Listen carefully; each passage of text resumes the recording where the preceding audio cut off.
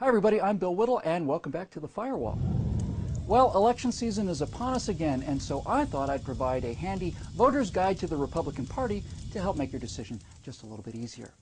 Now obviously, the one thing that everyone knows about we Republicans is that we're evil. But evil is a little too generic. There's no way to really separate the evil Republicans from the evil corporations that pay pretty much everybody's paycheck, or even the evil military that protects our freedoms and our right to be evil in the first place. So we have to be a little more specific, and the best way to do that is to use a Venn diagram. Now, the first thing that makes Republicans uniquely evil, at least according to the Democrats and the news media, and they're all Democrats, is that we're greedy. Second, obviously, we're all fascists, and most importantly, of course, we're all racists. So, just to clarify things for you before you vote, let's start with greedy. According to Democrats, we Republicans are greedy because we're in favor of low taxes and limited government. We think you should surrender as little of your freedom to the government as possible, and you should be entitled to keep as much of your money as you possibly can. We think you're entitled to the rewards of your own work. We also think you know how to spend your own money better than the government, who wants to take as much of it as possible. So, as you can clearly see, we Republicans who don't want your money are greedy, and the people that do want to take all of your money, the Democrats, are benign and generous. Just ask them. Secondly, we evil Republicans are all fascists.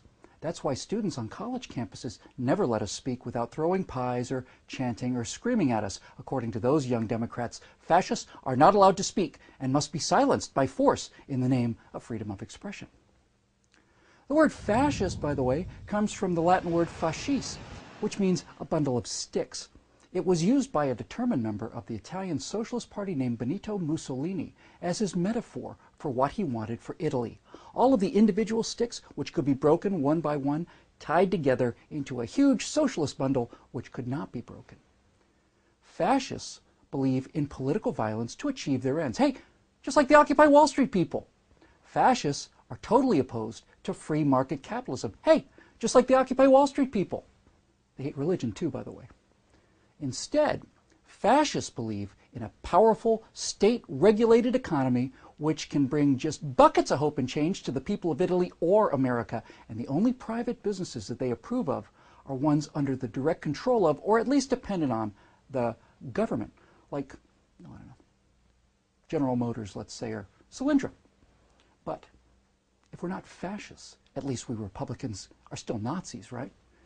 Well, as it turns out, the word Nazi is a German acronym meaning Nationalsozialistische Deutsche Apparatepartei, or NSDAP. Translated directly into English, Nazi means, no wait, hold on, that can't be right. It means National Socialist German Workers' Party.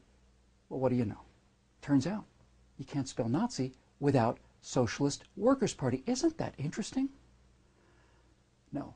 We anti-socialist, free market, private property-loving, pro-individuality Republicans are the opposite of both the big state, government-controlled bundle of sticks that Italian socialists called fascists, and also the racial socialists called Nazis, and even the international socialists called communists. You know, the guys in the Union of Soviet Socialist Republics. Those socialists, plus the Chinese socialists, have killed about, I don't know, maybe 150 million people so far. I know it's all very confusing, but no doubt Michael Moore will clarify it all in his next $30 million movie about how bad capitalism is. And finally, of course, we Republicans are racist. Now, to prove it, let's go back to history again. Our Republican Party was founded in 1854 by anti-slavery, well, I guess they must have been anti-slavery racists who departed the Whig Party and opposed the pro-slavery Democrats. The first presidential candidate for the Republicans was John C. Fremont, known as the Pathfinder. The Democrats went into full fear-mongering mode on this guy and said to the people, hey, if you elect a Republican, slavery is all but over. Well, Fremont lost, but in 1860, the second Republican candidate, Abraham Lincoln, did win. Between the date of his election and his inauguration on Monday, March 4th, 1861, 7 of the slave states in the Deep South had left the Union to form the Confederacy. Left it before he was even sworn in as president, because they knew that the rise of us racist Republicans meant the end of slavery in America. And it did, too. After the war ended, Lincoln was assassinated by Democratic activist John Wilkes Booth, and then the racist Republicans passed the 13th Amendment, abolishing slavery, the 14th, providing due process and equal protection under the law, and the 15th Amendment, providing voting rights to blacks. The non-racist Democrats fought all of these things tooth and nail, and when the first black men were elected to Congress as Republicans, the Democrats got to work and founded the Ku Klux Klan to make sure it wouldn't happen again for a century. Democrats wrote the odious Jim Crow laws that kept blacks in position of slavery.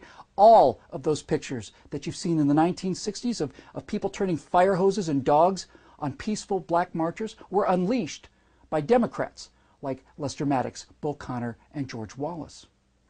You know, the great anti-slavery writer Frederick Douglass, also a racist Republican, once wrote, "I recognize the Republican Party as the sheet anchor of the colored man's political hopes and the ark of his safety." The ark of his safety. Now, of course, Democrats can't argue with this history, mostly because it's true, although that's not usually stopped them before. So, what they say to justify this century of shame is that right around the time that they themselves, modern Democrats, came along, the parties mysteriously switched sides. Sure they did. Now, what really happened was that the loving, decent, progressive racism that's been a hallmark of the Democratic Party took a new and subtle form. They invented a new way to keep black people on the plantation, working for them, like they used to. They gave them free food, free housing, and free medical care in exchange not for a harvest of cotton, but rather a steady annual bumper crop of votes. And the way that they did this was by telling black Americans that the Republicans that had fought and died for their freedom were in fact the real racists, because we were against these new shackles like affirmative action and entitlement programs that keep them perpetually bound to their Democratic masters. Well, it's true, we are against them. We're against affirmative action because we see people as individuals, not as a bunch of sticks, good and bad individuals, and we don't see black people as being so inferior as to need lower test scores to get into college. We think they can do just as well or as poorly as anyone else. We so-called racist Republicans not only quote, but we actually believe the words of that great Republican who said that he had a dream that his 4 little children will one day live in a nation where they will not be judged by the color of their skin, but by the content of their character. We believe that there is a word for people who are used by other people and provided in return with free food, free housing, and free medical care, and that word is slaves.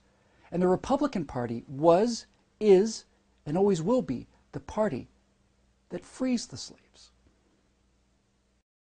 And if you want to be part of the team that's freeing the culture, go to declarationentertainment.com and become a citizen producer today.